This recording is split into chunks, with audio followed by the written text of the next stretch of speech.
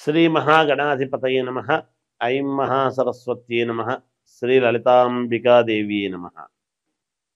రాశి ఫలాల కార్యక్రమంలో భాగంగా ఈ సెప్టెంబరు మాసము అంతా కూడా చివరి వరకు, మాసము ప్రారంభం నుండి చివరి వరకు కూడా ద్వాదశ రాసుల వాళ్లకు, అంటే 12 రాసుల వాళ్లకు, మేషము నుండి మీనరాశి వరకు అందరికీ ఎలా ఉండబోతుంది, ఏమి చేసుకుంటే మేలు జరుగుతుంది అనేటువంటి విషయాలు ప్రతి మాసము చెప్పుకుంటున్నట్టుగానే ఈ మాసము కూడా చెప్పడం జరుగుతున్నది.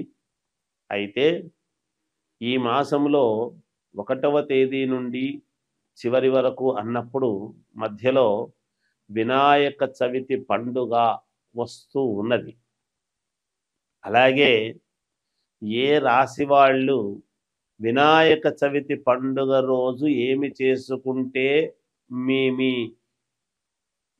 పనులకు విఘ్నాలు తొలగి నిర్విఘ్నముగా బాగా ఉండేట్టుగా మేలు జరుగుతుంది అనేటువంటి విషయాన్ని ఈ ద్వాదశ రాసుల వాళ్లకు కూడా చివరిలో చెప్పడం జరుగుతున్నది. అందువలన అసలు ఎలా ఉండబోతుంది, ఏ రాశి వాళ్లకు, ఏ రాశి వాళ్ళు ఏమి పరిహారము చేసుకుంటే మేలు జరుగుతుంది. వినాయక నవరాత్రులు వస్తున్నాయి. ఈ వినాయక నవరాత్రులలో ఏదో ఒక రోజు, ఏ రోజైనా పర్వాలేదు, ఏమి పాటిస్తే మీకు మేలు జరుగుతుంది. 11 రోజుల లోపల మొదటి రోజే అందరికీ కుదరకపోవచ్చును కదా. కాబట్టి 9 రోజులో, 11 రోజులో లేదా 3 రోజులో జరుగుతుంది. అయితే ఇళ్లల్లో పూజలు చేసుకుంటారు, వినాయక చవితి పూజలు. కానీ వినాయక దేవాలయములో చేసుకునేటువంటి పరిహారం ఏమిటి అనేటువంటిది నేను చెబుతాను. మనం ఏ కార్యక్రమం చేసినా ముందు వినాయకుడిని పూజిస్తాం. అలా మేలు జరగడానికి మీకు తెలియజేస్తున్నాను. పూర్తిగా విని శ్రద్ధగా అవి పాటించండి, తప్పకుండా మీకు విజయం లభిస్తుంది అనేటువంటిది తెలియజేస్తున్నాను. మకర రాశి వాళ్లకు ఈ సెప్టెంబర్ మాసమంతా కూడా ఎలా ఉంది అంటే మిశ్రమ ఫలితాలు గోచరిస్తూ ఉన్నాయి. దూర ఆలోచనలు చేయటము వలన కొన్ని ఇబ్బందులు కలగటము, కుటుంబ వృద్ధి అనేటువంటిది ఉంటుంది. కుటుంబంలో కాస్త మనక్లేశము, చిన్నపాటి గొడవల్లాంటివి రావటము కానీ, స్థిరాస్తి అనేటువంటిది మీకు కలిసి వస్తుంది. గొడవలతో ఊడినటువంటి విధానముగా పూర్ణత్వమై ఆస్తి రావటం అనేటువంటిది జరుగుతుంది గాక, సమయానికి తినకపోవడము వలన అజీర్ణ వ్యాధి వలన బాధపడము, కాస్త శరీర రుగ్మతలు అనేటువంటివి ఏర్పడతాయి. వృధాగా తిరగటం అనేటువంటిది జరుగుతుంది. 1-2 సార్లు తిరగవలసినటువంటి చోటికి వృధా ప్రయాసగా తిరగటము, పని కాకపోవటము, ఆ పని అయితే బాగుండును అనేటువంటి దాని గురించి తిరగాల్సి వస్తుంది. తిరుగుతారు కానీ ఆ పని అవదు, కాలేదే అని బాధపడతారు గాక.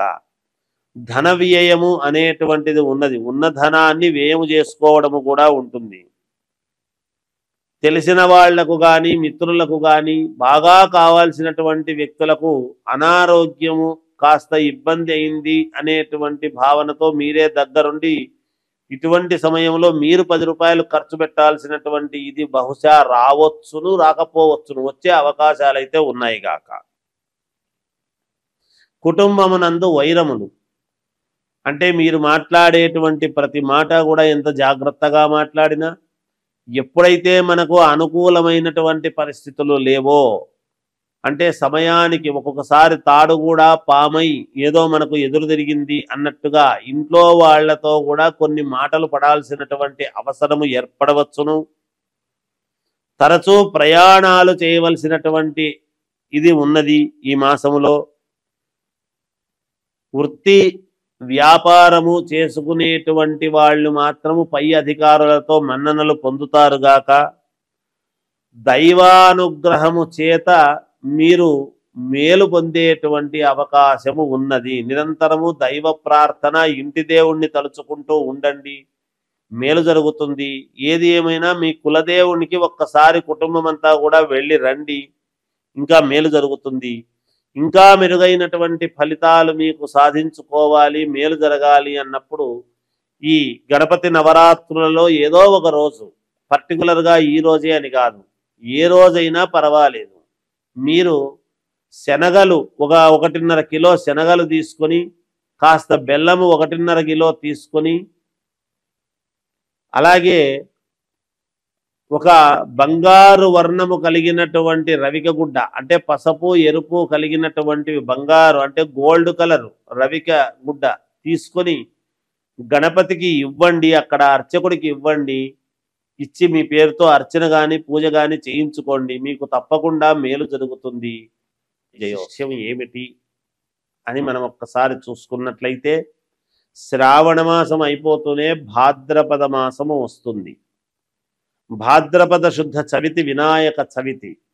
ఆ వినాయక నవరాత్రులు 11 రోజుల 9 రోజుల అనేటువంటిది మనం చేయడం జరుగుతూ ఉన్నది వినాయక నవరాత్రులు.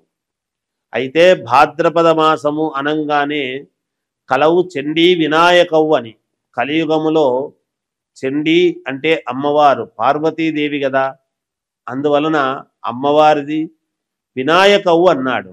అంటే వినాయకుడు. మనం ఏ కార్యక్రమము చేసినా, ఏ పూజ చేసినా, ఏది తలపెట్టినా ముందు గణపతి పూజ చెయ్యందే, ముందు గణపతి స్మరణ చెయ్యనిదే మనం ఏది చేయటానికి లేదు. ఎందుకంటే దేవతలు కూడా గణపతికి ప్రథమ గణాధిపత్యం అనేటువంటిది ఇచ్చారు. కాబట్టి మనము కార్యము ఏది తలపెట్టినా అది నిర్విఘ్నముగా సాగాలి అంటే అందుకని వినాయకుడి యొక్క మననం మనం చెయ్యాలి.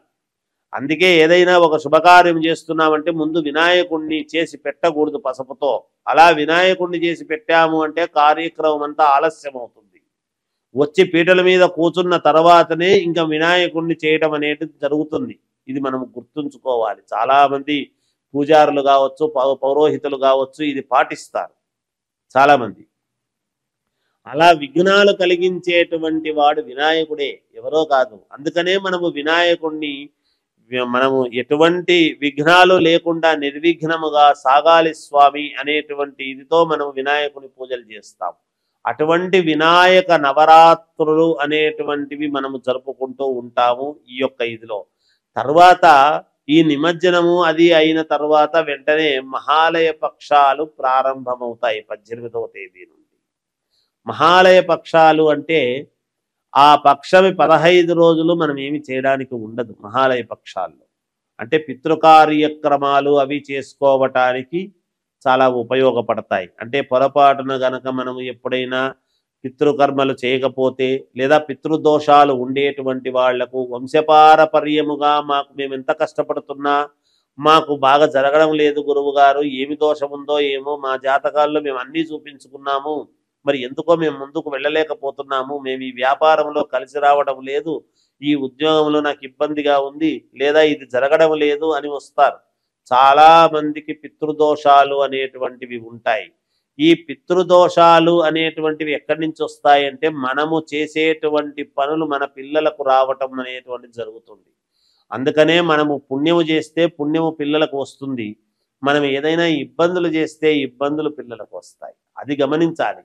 అది అలాంటి పితృదోషాలు అవి ఉండి వాటి వలన ఎవరెవరికి ఎటువంటి పితృదోషాలు ఉన్నాయి ఏమిటి అనేటువంటి వాటి పరిహారాలు చేసుకోవటానికి మనము జీవితంలో ముందుకు వెళ్ళటానికి ఆ మహాలయ పక్షం అనేటువంటివి మనకు చాలా వరకు మేలు చేస్తుంది. అటువంటి సమయంలో గనక దోషాలు పోవడానికి గనక మనం చేసుకున్నాము అంటే మన జీవితంలో ఎన్నో కోట్ల రెట్లు మేలు జరిగే అవకాశం ఉంటుంది. ఎప్పటి నుంచో బాధపడుతుండేటువంటి బాధలన్నీ కూడా తొలగిపోయి మేలు చేసుకోవచ్చు. అయితే ఎటువంటి పరిహారాలు గురువు గారు అనవచ్చును. అయితే ఎవరి జాతకాన్ని బట్టి వాళ్లకు పరిహారాలు ఉంటాయి, ఎవరి స్థితిగతులను బట్టి వాళ్లకు పరిహారాలు ఉంటాయి. అంటే స్థితిగతులను బట్టి పరిహారాలు అంటే డబ్బు గురించి అని కాదు, జాతక స్థితిగతులను బట్టి, జాతకములో ఉండేటువంటి నవగ్రహ స్థితిగతులను బట్టి నేను చెబుతున్నాను. ఆస్తిపరుడైతే ఎక్కువ ఉంటుంది, ఆస్తి లేని వాళ్ళకైతే తక్కువ ఉంటుంది అని ఆ ఉద్దేశ్యంతో అనడం లేదు.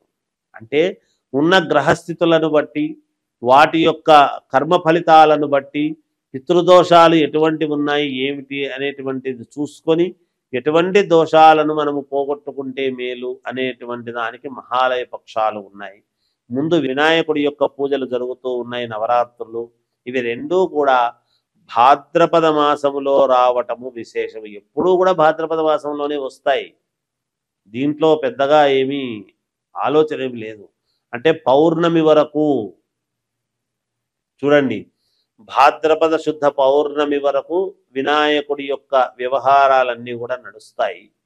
ఆ తర్వాత పౌర్ణమి తర్వాత నుంచి మహాలయ పక్షాలు మళ్ళీ అమావాస్య వరకు ఉంటాయి. ఆ తర్వాతనే మనకు ఏమిటి అంటే మళ్ళీ నవరాత్రులు, అమ్మవారి నవరాత్రులు. అందుకే నేను మొదట్లోనే కలవు చండీ వినాయకవు అన్నాను. అమ్మవారి నవరాత్రులు అంటే మొదట కొడుకువి నవరాత్రులు, తర్వాత తల్లికి నవరాత్రులు. వీళ్ళిద్దరికే నవరాత్రులు. పేరు ఏది పెట్టినా గుప్త నవరాత్రులని ఇవన్నీ కూడా తర్వాత మళ్ళీ మనం చెబుతాం మామూలుగా. అవి ఏవి పెట్టినా ప్రాధాన్యత ఏమిటి అంటే గణపతి నవరాత్రులు, ఈ దసరా శరన్నవరాత్రోత్సవాలకు అమ్మవారి నవరాత్రులు. అందుకే తల్లి కొడుకు, ఇంట్లో పెద్ద కొడుకు ప్రతి వాళ్లకు కూడా పెద్ద కొడుకు వినాయకుడితో సమానమే, చిన్న కొడుకు సుబ్రహ్మణ్య స్వామితో సమానమే.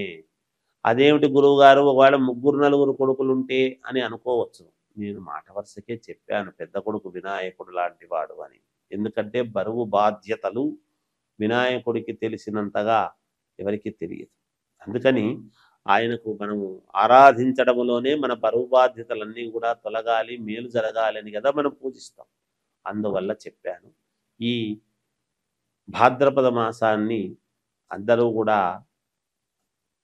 సద్వినియోగం చేసుకొని మీకు తగిన తోచిన విధముగా గణపతి నవరాత్రులలో పాల్గొని మీరు ఇది చేసుకోండి. తర్వాత మహాలయ పక్షాలలో మీకు కావాల్సినటువంటి అయ్యగారుల దగ్గరికి వెళ్ళి మీ జాతకాలను చూపించుకొని ఏమైనా పితృదోషాలు ఉంటే ఈ మహాలయ పక్షంలో ఈ 15 రోజులలో అవి పోగొట్టుకునే విధముగా చేసుకోండి. తద్వారా మీ ఎదుగుదలకు మీరే మూర్ధన్యులు కండి, మేలు జరుగుతుంది. జయోస్తు.